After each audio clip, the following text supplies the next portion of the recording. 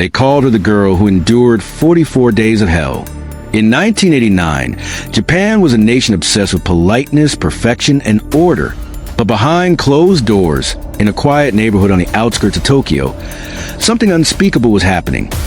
Something that shattered every illusion of safety the country had ever believed in.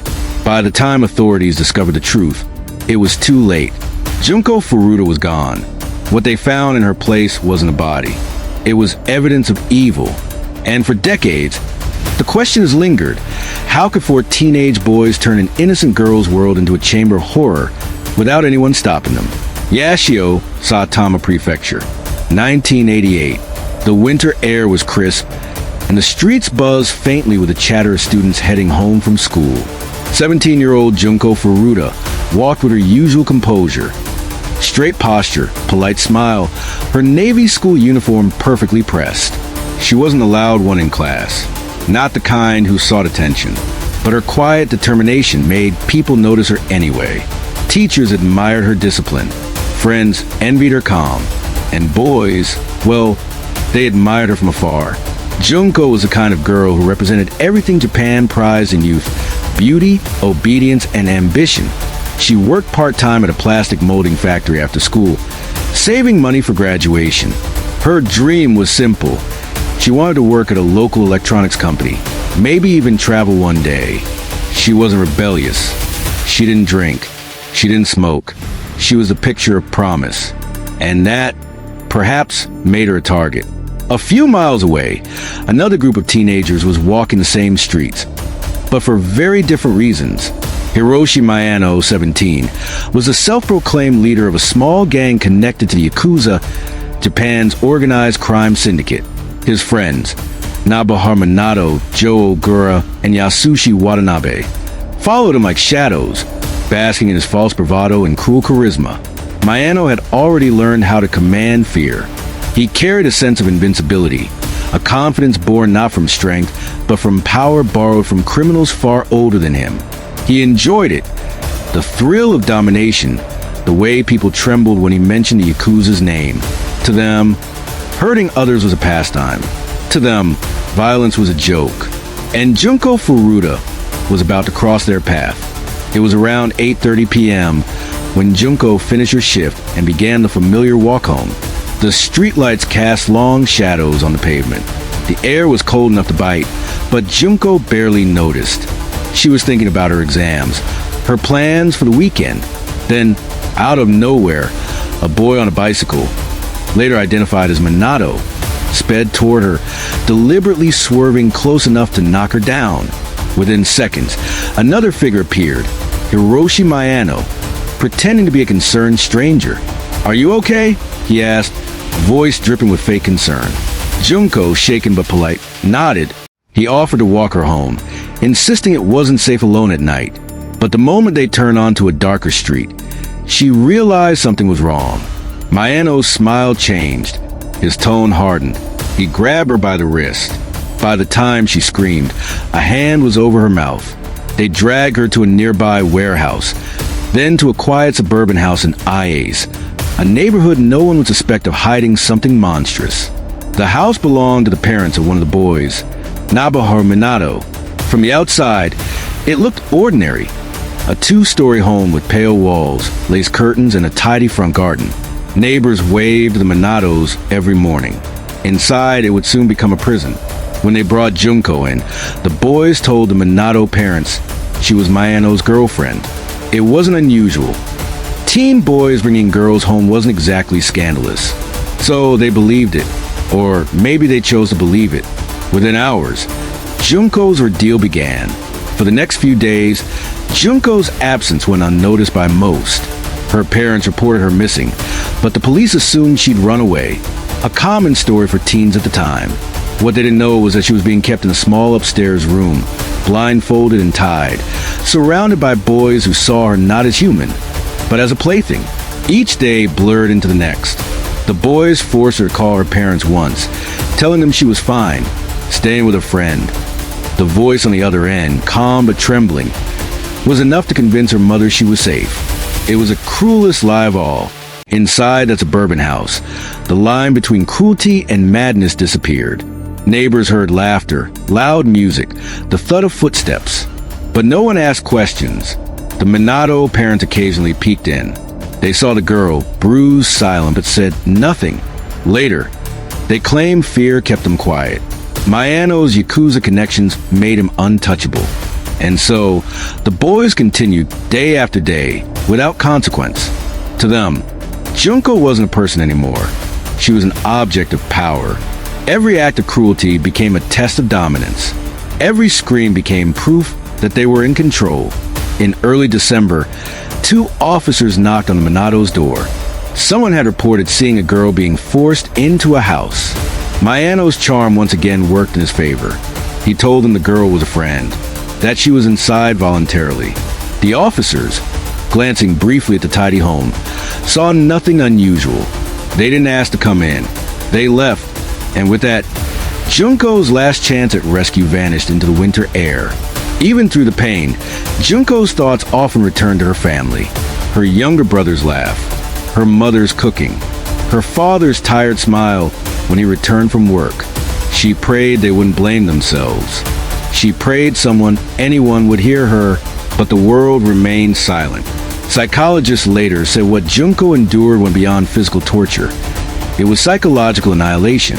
Every day, the boys broke her down piece by piece until she stopped crying, stopped begging. It was their victory, and her defiance, her refusal to die on their terms, became the only weapon she had left. By late December, something in the house began to unravel. The boys were getting reckless, bragging to friends, inviting others over. Rumors started spreading in their school about a girl living at Minato's house. A few kids laughed it off. One didn't. A teenage friend, horrified by what he heard, told his parents. They called the police anonymously, but by then, the damage was done. On January 4th, 1989, Mayano and Minato were out stealing from a warehouse, a petty crime they thought nothing of, but their luck finally ran out. When questioned by police, they slipped up, mentioning, almost by accident, the presence of a girl they played with weeks before. The officers pressed, the boys deflected, but the seeds of suspicion were planted.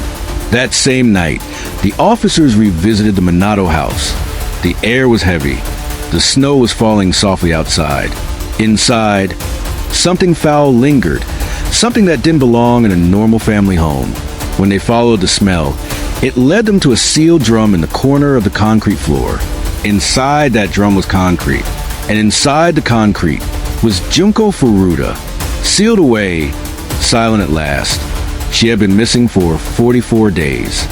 It took another week of forensic work before they could confirm her identity. But when they did, Japan's collective heart broke. The media called it the concrete-encased high school girl murder case. And the question everyone asked was, how could so many people know and do nothing? News spread like wildfire. Journalists wept on air. Citizens wrote letters demanding justice. Even hardened detectives couldn't read the reports without shaking. Junko's story shattered the illusion of Japanese civility. It exposed a society that prized conformity so deeply that even evil could hide behind politeness. The 4 boys were arrested, their faces blurred in the press because of their age. But the nation wanted names. They wanted vengeance. The courtroom would soon become a battlefield between youth protection laws and moral outrage. And as the trial began, one haunting truth echoed to the halls of justice. Junko Furuta never had a voice, but in death, she forced an entire country to listen. Do you know there's a reason no one remembers a house number? Because the address itself became cursed, a place where screams went unanswered, where neighbors turned down the volume of their TVs rather than face what they might be hearing. It wasn't a dungeon or a warehouse or an abandoned building. It was a family home in suburban Tokyo. And inside, for 44 days, a 17-year-old girl lived through a nightmare no one believed possible. Her name was Junko Furuta, and this was her story. Let's continue. So, on November 26, 1988, the second night inside the Minato home was colder than the first. The boys had taken away her school bag, her watch, and her sense of safety. Junko sat in the corner of the upstairs room, her hands bound with electrical wire, her body trembling, not just from the cold, but from disbelief. Every hour, the laughter echoed through the walls. Mayano, cocky, loud, and cruel, would pace around her like a predator testing its prey. "You're lucky," he'd say. "We could have killed you, but we won't as long as you behave." It was the first of many lies. Each time she asked why, the answers changed. Because she refused his advances. Because he was bored. Because he could. And the others, Minato, Ogura, and Watanabe, followed his lead like shadows of his malice. From the outside, nothing seemed wrong. The Minato parents were home most nights. They saw Junko. They saw the bruises. They heard the thuds. But they said nothing. Mayano's Yakuza ties were enough to silence even adults.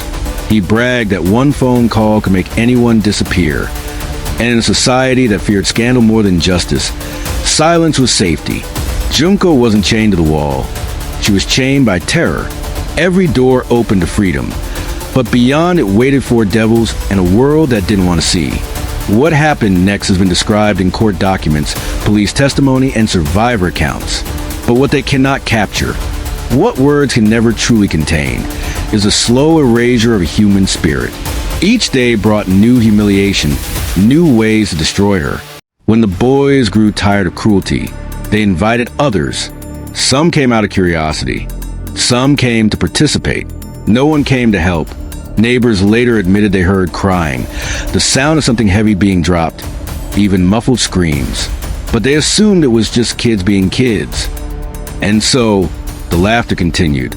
And Junko's world grew smaller and smaller, until all that remained was pain, memory, and a fragile will to survive. Somewhere around day 30, something unexpected happened. One of the boys, Nobuhiro Minato, began to show hesitation. He wasn't kind, but he wasn't as ruthless as Mayano. He sometimes brought her leftover food, sometimes whispered apologies. Junko, desperate for any sign of humanity, thanked him, but even that small exchange became dangerous. Mayano saw it as betrayal. He punished both of them. The cruelty doubled.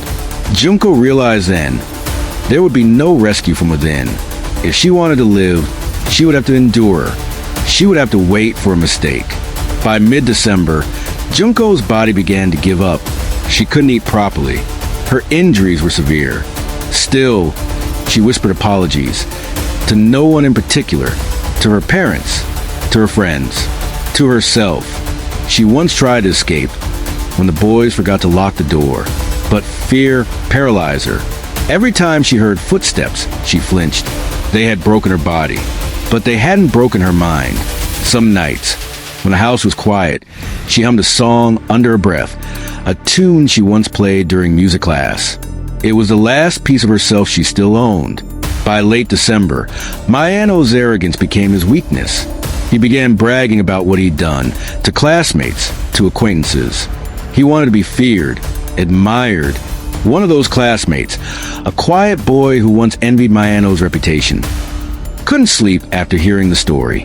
He thought it was a joke at first, but when he heard Junko's name, his stomach turned cold. He told his parents. His parents called the police. And for the first time in 44 days, someone outside that house took the story seriously. On January 4th, 1989, Mayano and Minato decided to rob a warehouse. It was a foolish, impulsive act. They were caught.